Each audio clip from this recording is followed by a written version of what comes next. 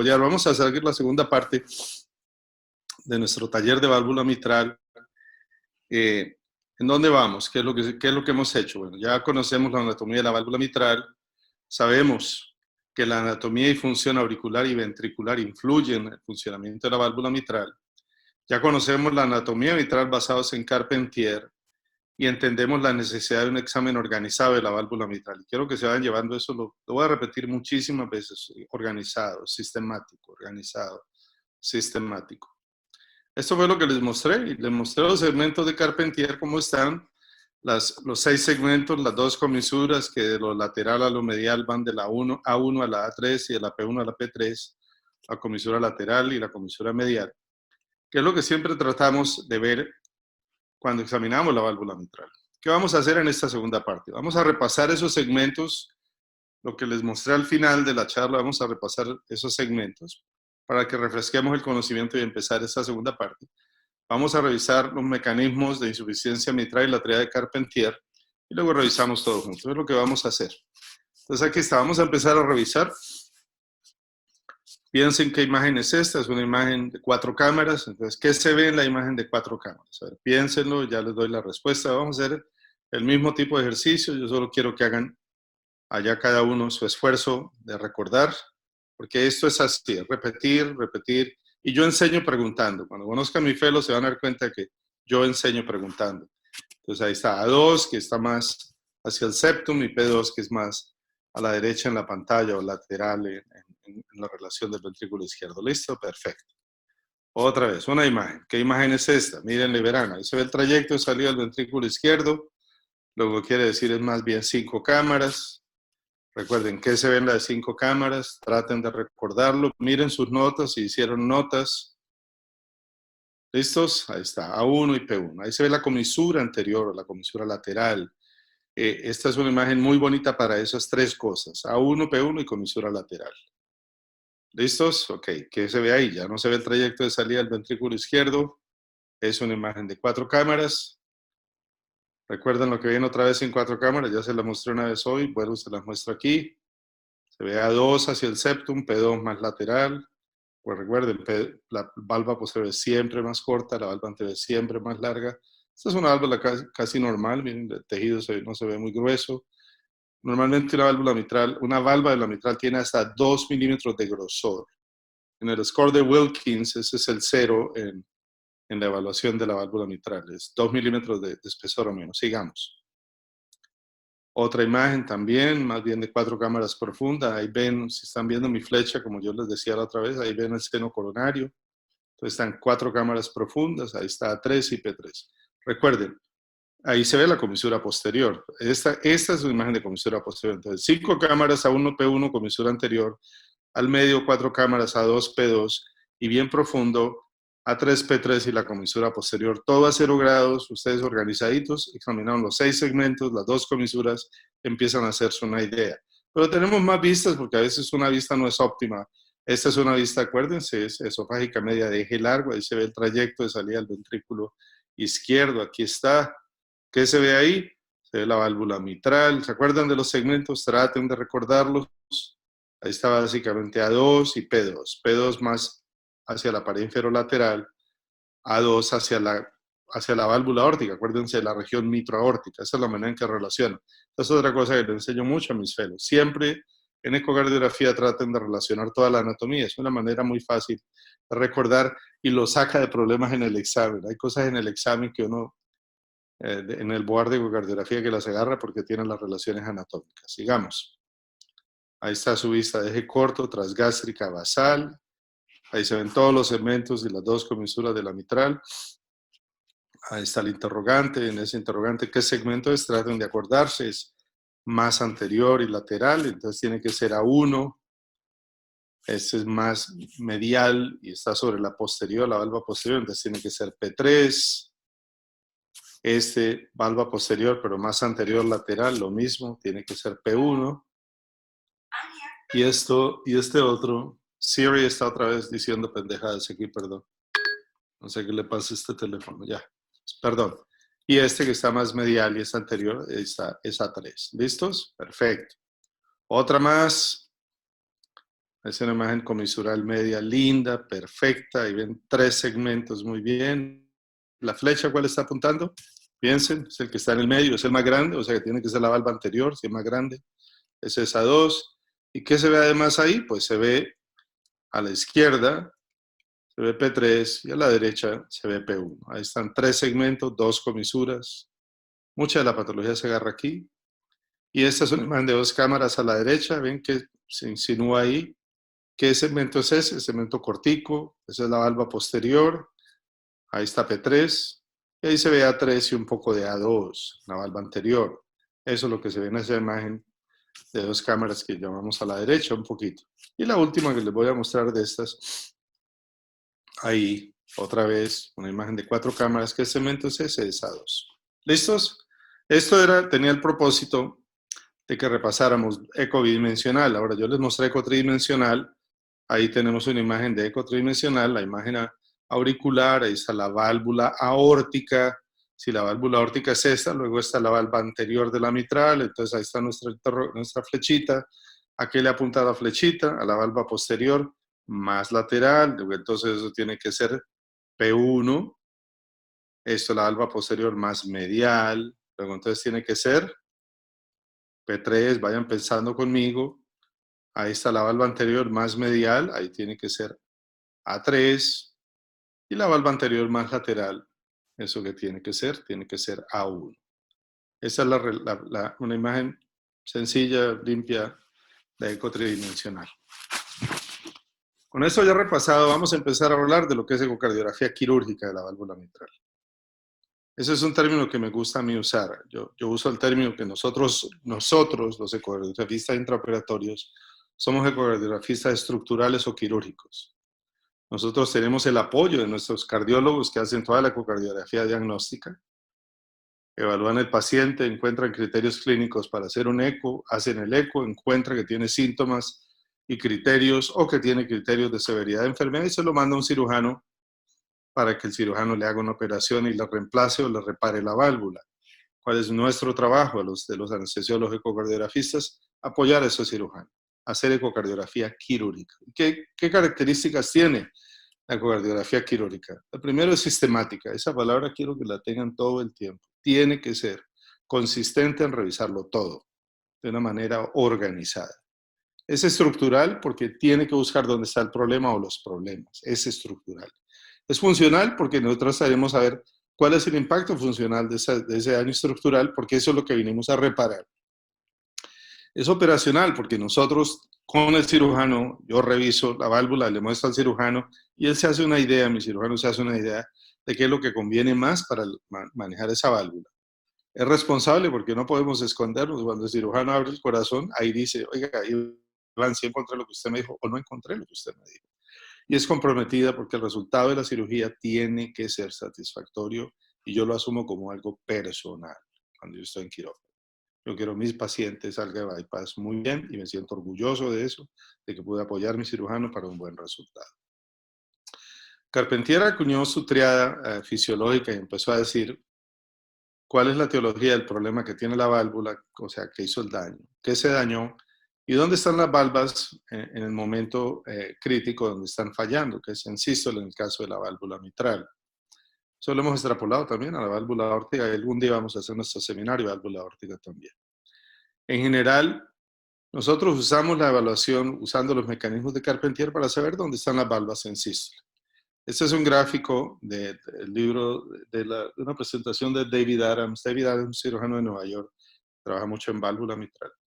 Y es básicamente la clasificación de Carpentier y se basa en la posición de las valvas con respecto al plano del anillo mitral en sístole. Entonces, cuando están a nivel del anillo, ahí les estoy mostrando el anillo en negrito, espero que hayan notado que apareció ahí el anillo. Cuando están a nivel del anillo es tipo 1. Normalmente las valvas de la mitral coaptan alrededor de 5 milímetros por debajo del anillo. Hasta esa distancia se considera que es normal. Dentro de 5 milímetros debajo del anillo es normalmente la coaptación. Cuando están coaptando en esa zona se dice que están coaptando a nivel del anillo. Eso sería, si hay insuficiencia, el mecanismo sería de tipo 1. Ahorita vamos a ver cuándo se ve.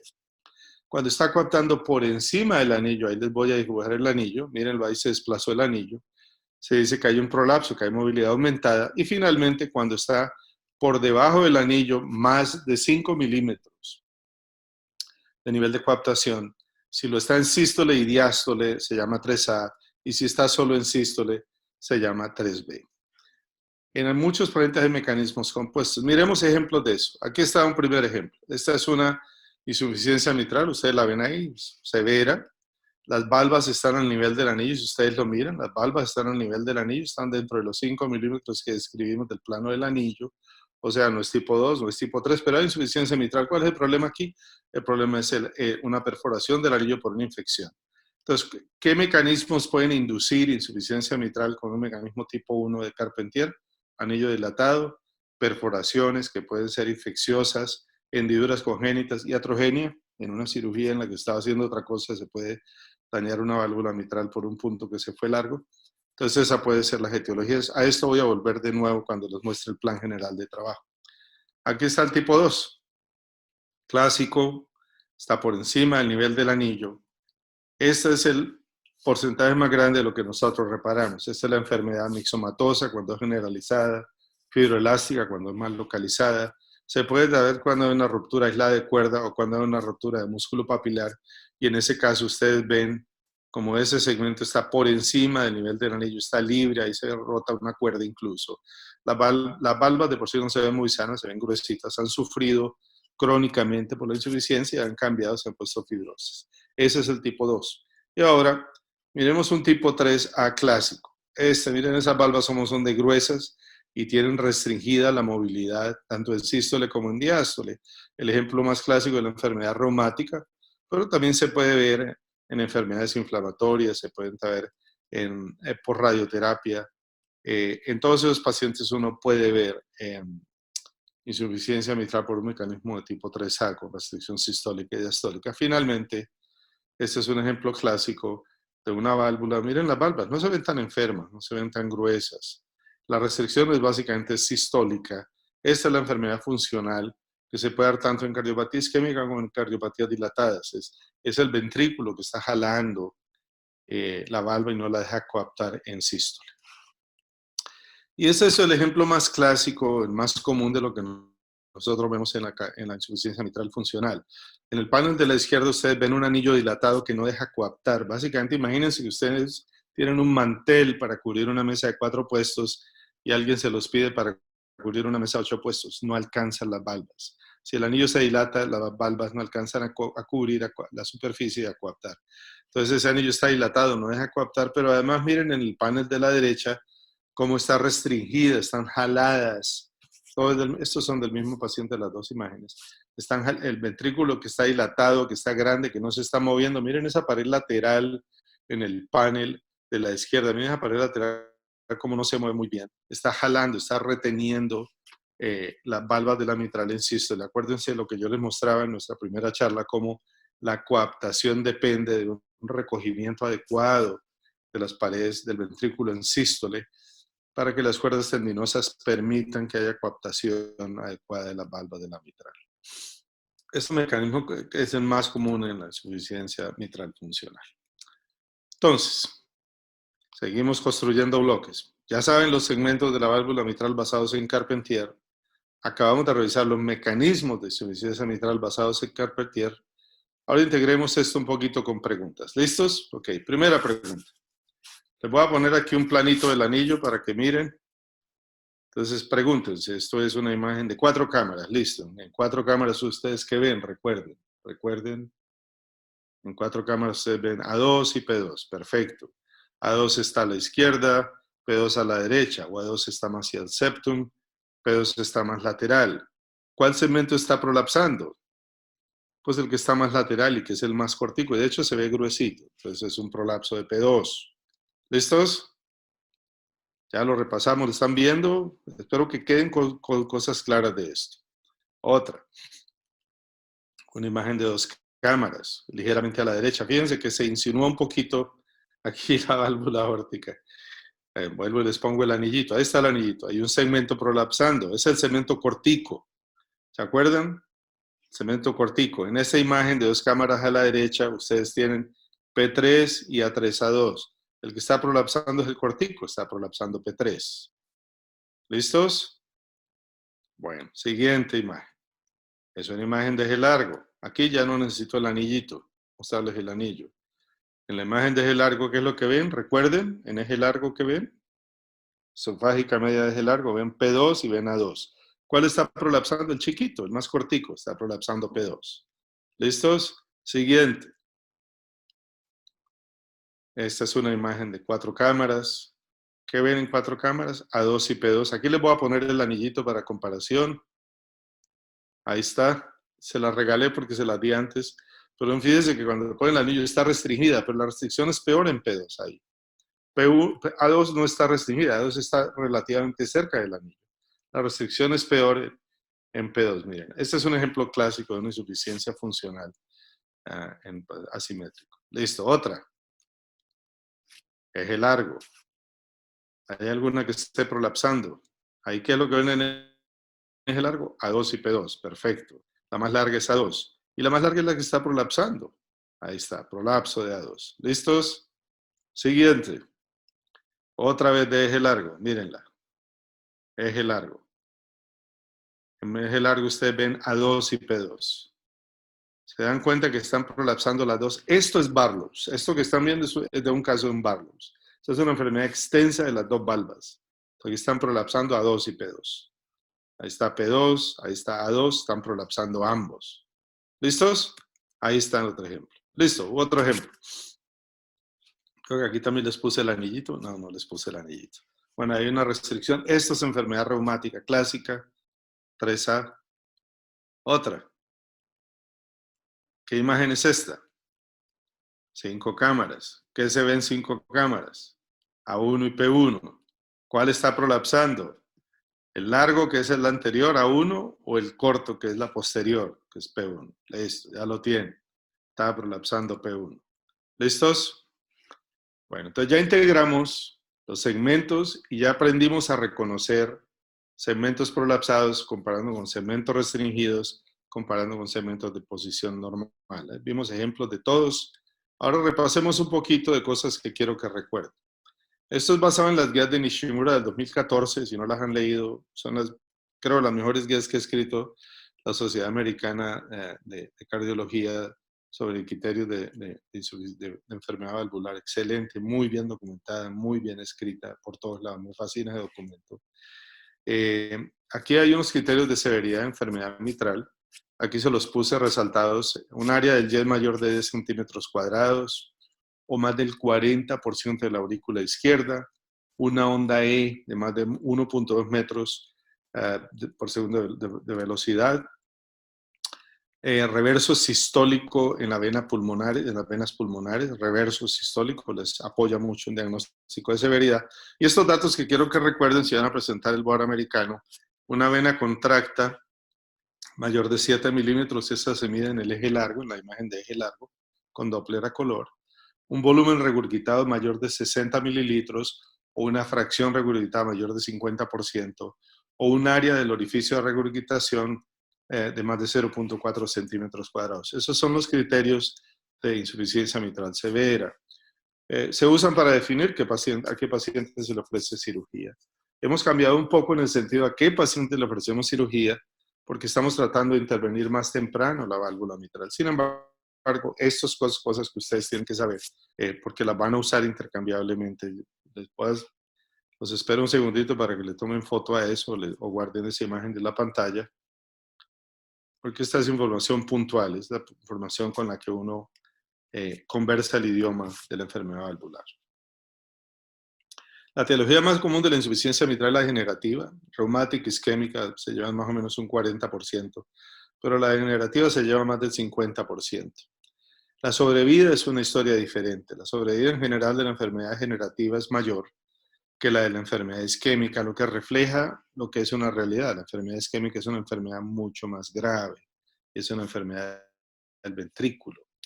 Cuando uno está evaluando la enfermedad degenerativa, uno se mete en el terreno de lo que es la enfermedad mixomatosa y hay dos términos grandes que hay que aprender a manejar o que hay que aprender a recordar.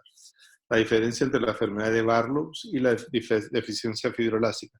Las dos son formas de enfermedad mixomatosa o degenerativa, pero la una es más extensa. La enfermedad de Barlow es más extensa, hay más tejido excesivo, redundante, generalmente los anillos están dilatados, son grandes, y le dan en general a pacientes más jóvenes. Nosotros la vemos más en pacientes más jóvenes y es lo que está escrito en todas partes. La deficiencia fibroelástica es una enfermedad un poquito de personas ya mucho mayores. El anillo usualmente no está afectado, usualmente es más localizada, es el clásico P2 que reparamos y tiene mejores resultados al reparar. La enfermedad de Barlow es un reto más grande para reparar y es la que en general le da más guerra a todos los grupos. La enfermedad mitral isquémica es diferente. La enfermedad mitral isquémica, usted lo que tiene es un problema que afectó las estructuras que soportan la válvula mitral. Un anillo que se dilata y se aplana, lo que causa una distensión máxima de las válvulas en sístole. Unos músculos papilares que se retraen, que no se contraen a la posición normal en sístole, lo que tracciona las válvulas e impide la coaptación de una enfermedad que es compleja y progresiva, que es difícil. Yo les mostraba cómo el anillo mitral en sístole se encoge y se vuelve más altico, pero en la enfermedad isquémica no es así. Miren esta imagen de un trabajo del grupo de David Adams de Nueva York también, de Aniani, que trabaja con él. Miren ustedes cómo el anillo se aplana y se dilata. Ahí está, los puntos 2 y 8 son los trígonos y los puntos 3 y 7 son las comisuras. Miren, evolucionando un infarto, esto fue hecho en ovejitas a las que pusieron microcristales en el anillo mitral. Miren, evolucionando un infarto, como el anillo se vuelve más ancho y mucho más largo. ¿Eso qué quiere decir? Usted le está sometiendo la válvula a una gran tensión y va a fallar en sístole porque va a fallar. De hecho, miren la diferencia. A la izquierda, esto es un infarto más inferior, esto es un infarto más anterior. Como el área de retención y el área total retraída se crecen de una manera tan significativa en la evolución del infarto miocárdico, y esto es un trabajo más de Cleveland Clinic, y de una manera diferente, lo que quiere decir que no todas las insuficiencias mitrales son isquémicas, es una enfermedad de una alta complejidad que es más desagradecida para manejo. Entonces, comparando la insuficiencia mitral primaria o de enfermedad degenerativa con la funcional o dentro de la que la más común es la isquémica, son entidades diferentes que requieren una aproximación quirúrgica diferente, que dan resultados muy diferentes y que tienen una diferencia de evaluación ecocardiográfica intraoperatoria, y ahora nos vamos a meter en eso. Cuando nosotros empezamos a hacer la evaluación, acuérdense, uno empieza con su plan de trabajo en la cabeza y dice, ok, ¿cuáles son las etiologías más comunes basadas en Carpentier?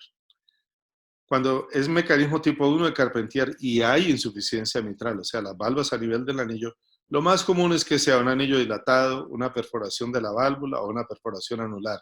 Esa perforación de la válvula puede ser congénita, como en la hendidura de la válvula asociada a un ostium primum o a un defecto del canal AB, o puede ser por una infección bacteriana o una perforación del anillo. Entonces, usted empieza a meterse en la cabeza como un esquema global de qué es lo que puede esperar. Si las válvulas están de movilidad aumentada, o sea, es tipo 2, está por arriba del anillo, ¿cuáles son las causas más comunes? Enfermedad degenerativa localizada o generalizada, localizada, deficiencia fibroelástica generalizada, Barlow's, o ruptura de cuerdas o de músculo papilar. Esas son las causas más comunes. Y la tercera, si las válvulas están restringidas, si hay insuficiencia mitral, hay opciones. Si es el sístole y diástole, esas válvulas gruesas que no se mueven ni para arriba ni para abajo, lo más probable es que sea reumática o por radioterapia de seno, en el caso de las damas. O si es solo el sístole, lo más probable es que sea funcional. Fíjense ahí, tómenle foto a esas para que la recuerden. Esta es una manera sencilla de tener las etiologías más comunes de insuficiencia mitral en una sola diapositiva. Miren ahí está. Igual que sea, ustedes tienen que responder la tríada de Carpentier. ¿Dónde está el problema? Aquí ya les di la idea. ¿Dónde está el cemento en sístole y qué hay que hacer para arreglarlo? El plan general en 5 líneas de lo que hago yo y de lo que hacemos los ecografistas intraoperatorios.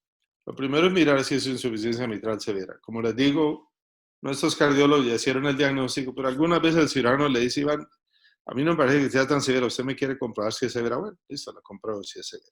Segundo, ¿cuál es el mecanismo? Recuerden, estamos pensando Carpentier. ¿Cuál es el mecanismo?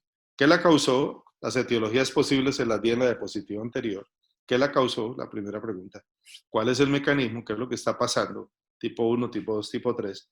¿Es reparable? ¿Sería mejor reemplazar? Hay otro problema de corregir, acuérdense, a uno le puede pasar eso, que encuentre un problema y encuentre otro además. Por eso hay que ser muy sistemático en el examen. ¿Cómo está la función biventricular y cómo nos quedó el trabajo hecho? Ese es el plan general en 5 líneas de un ecografista quirúrgico intraoperatorio. Ahí está, en 5 líneas, ahí lo tiene. Lo que hacemos en el caso específico de la válvula mitral, pero se puede extrapolar a todo. Como metodología, yo siempre le enseño a mis fellows, chequee todos los segmentos, mira el ventrículo izquierdo, asegúrese de que esto no es enfermedad primaria, o de que esto sí es enfermedad primaria, o si es secundaria o no. Use ECO 2D, use ECO 3D, mis fellows más jóvenes quieren usar ECO 3D todo el tiempo. A mí no me preocupa eso. Yo lo que quiero es que sean sistemáticos, que me revisen 2 comisuras, 6 segmentos y me digan dónde está cada uno en sístole. Y que solo me usen Doppler color para confirmar si hay o no hay YED ahí.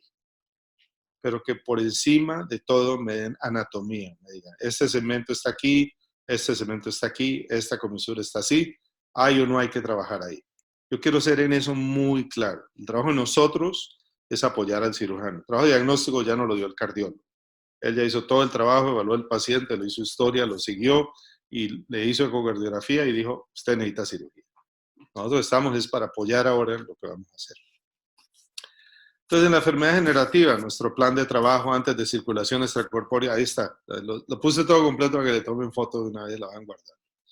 Mira el tamaño auricular. En el caso de la mínima invasiva, el tamaño auricular es importante para los accesos. Función ventricular, revisen que no haya un gradiente en el trayecto de salida del ventrículo izquierdo. Recuerden que siempre tenemos la muy baja probabilidad de movimiento sistólico anterior de SAM, pero hay que recordar que eso puede pasar. Entonces, por eso siempre evalúen función ventricular y trayecto gradiente en el trayecto de salida del ventrículo izquierdo.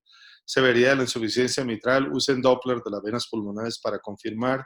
En el caso de la enfermedad generativa, la prueba de fenilefrina sí sirve porque al aumentar la poscarga, el ventrículo, la fracción de eyección se baja y ustedes van a tener una cosa mucho más grande echando de para atrás. Miren los diámetros del anillo, lo van a necesitar para apoyar al cirujano de qué tan reductiva tiene que ser la anuloplastia. Miren las longitudes de la valva anterior y posterior, acuérdense, se miden en la imagen de eje largo, en diástole, en la imagen esofágica media de eje largo, la distancia de coaptación al septum y el mecanismo de la anatomía de las lesiones. Eso antes de la circulación extracorpórea. Cuando salgan de circulación extracorpórea, ahí sí usen el Doppler a color más rápido. Miren si hay un YER residual. Y si hay un YER residual, ¿es importante o no? Está siendo causado por un prolapso residual, por una restricción nueva. Vuelvan a usar Carpentier para evaluar ese YER residual. ¿Es nuevo? Pudo ser un punto de la aguja que rompió algo y que dejó un defecto. ¿Cuál es el mecanismo de ese YED? Miren la longitud de coaptación entre las valvas. Nosotros, ya se lo dije, la longitud normal de coaptación de la válvula mitral es de 3 a 6 milímetros. Cuando hacemos neocuerdas, nosotros tenemos longitudes de coaptación mucho más largas, 8, 12 milímetros, muy fácilmente. Miren esa longitud de coaptación. El gradiente medio, siempre queremos un gradiente medio tan normal como sea posible. ¿Cuál es ese? Menos de 2 milímetros de mercurio. Cambio en las venas pulmonares, uno lo ve de inmediato, el reverso sistólico desaparece. Y miren la función ventricular y vuelvan a medir el trayecto de salida del ventrículo izquierdo y miren a ver si hay un gradiente nuevo. Si ustedes no lo tenían antes de circulación extracorpórea, no deben tener uno nuevo después de circulación extracorpórea. Recuerden que hay cosas que uno ve y le van a decir que las cosas pues, tal vez no vayan bien. Antes de circulación extracorpórea, en pacientes con enfermedad degenerativa, ¿qué factores están relacionados con un reparo difícil o con un reparo que de pronto no va a ser muy satisfactorio? Ahí están, eso es lo más decantado en la literatura que tenemos y en la experiencia nuestra, en la experiencia personal, 18 años haciendo ecografía como especialista y 2 años como fellow. Una valva anterior de más de 35 milímetros, acuérdense, en la eje largo en diástole. Una valva posterior mayor de 15 milímetros. Ellas tienden a dar más problemas, sobre todo SAM. A mí me gusta medir eso y decírselo a mi cirujano porque él sabe que la anuloplastia va a tener que hacerla tratando de mover esa coaptación valvular lejos del trayecto de salida del ventrículo izquierdo para evitar el SAM. Sobre la misma matemática, una relación entre la valva anterior y la posterior mayor de 1.5. Esas dos cosas con la anterior, más de 35 milímetros para la anterior, de 15 para la posterior, le están diciendo a usted que tiene tejidos redundantes y que hay que considerar alternativas, una anuloplastia grande o una plastia de resección con deslizamiento para disminuir la longitud de las valvas y tener menos problemas al salir de circulación extracorpórea. La distancia de coaptación al septum, menos de 15 milímetros, no, la queremos más de 25. Prolapsos de valva anterior tienden a ser más desagradecidos, más difíciles de reparar, y prolapso de las dos válvulas, de las dos valvas, con tejido redundante, la enfermedad de Barlow, ellos tienden a ser reparos más difíciles. ¿Qué factores post-circulación extracorpórea están relacionados con mal pronóstico? Regurgitación residual leve, prolapso persistente o un gradiente medio mayor de 5 milímetros de mercurio. Nosotros tenemos con Michael Chu y Bob Kia y tenemos ya una serie de 432 pacientes hechos juntos y tenemos en este momento, eso lo presenté el año pasado, lo presenté el año pasado en un evento en el que estuvimos, lo presenté en Colombia, de hecho, en el Congreso Colombiano de Anestesia en la sección de cardio. Nosotros tenemos ya resultados de 10 y 15 años de nuestras válvulas mitrales y cuando tenemos regurgitación residual traza a ninguna y gradientes medios menores de 5 milímetros de mercurio, nuestros pacientes si están vivos no tienen insuficiencia mitral. Se los pongo de esa manera. Así está de bueno los resultados que tenemos. Entonces, eso es lo que estamos buscando y es lo que tenemos. La enfermedad funcional, como les digo, es una cosa un poco diferente. ¿Qué vamos a medir o a mirar globalmente en el enfermo con insuficiencia mitral isquémica o funcional que se va a reparar? La función ventricular izquierda, la dirección del jet y si es uno o varios jets, la severidad de la insuficiencia mitral, diámetro del anillo, área de retención, y ya les muestro eso, ángulo de la valva posterior, también les muestro, y esfericidad ventricular. Les dejo eso ahí para que le tomen foto y lo vuelvan parte de su trabajo sistemático cuando estén evaluando a estos pacientes. ¿Por qué? Porque con todo esto es que uno junta la información, revisa con su cirujano y su cirujano tiene todos los elementos para decir, me le meto este reparo para que este paciente tenga una buena calidad de vida o mejor hago un reemplazo y saco a este paciente en mejores condiciones. ¿Qué hacemos después de circulación extracorpórea en el paciente con enfermedad isquémica o funcional? De nuevo, miramos función ventricular izquierda, miramos si hay un jet residual o nuevo, gradiente medio, cambios hemodinámicos y Doppler de las venas pulmonares, como en la degenerativa, y movilidad regional. Ahora, en la enfermedad isquémica que produce insuficiencia mitral, los factores de mal pronóstico están todavía más documentados y quiero repetirles, esta es una enfermedad mucho más difícil de manejar. El umbral de mis cirujanos aquí en London para reemplazar estas válvulas es mucho más bajo. Los pacientes con mala función ventricular, fracciones de eyecciones menores de 30 a 35%, Carpentier, Adams, Guillemoff, todos dicen, ¿sabe qué? Mejor hágale a ese paciente un reemplazo de válvula mitral, porque si usted le falla el reparo mitral y le mete otra correa de circulación extracorpórea, va a salir sin ventrículo izquierdo en la segunda salida de circulación extracorpórea. Un jet de insuficiencia mitral variable o múltiple, esos tienden a portarse muy mal cuando usted los trata de reparar. Un jet de insuficiencia que no esté dirigido posteriormente, eso quiere decir el mecanismo de insuficiencia mitral no es predominantemente una restricción de la valva posterior, eso no tienden a portarse muy bien. Una insuficiencia mitral masiva en este contexto de la insuficiencia funcional o isquémica, masiva, un jet gigantesco, no tienden a portarse muy bien.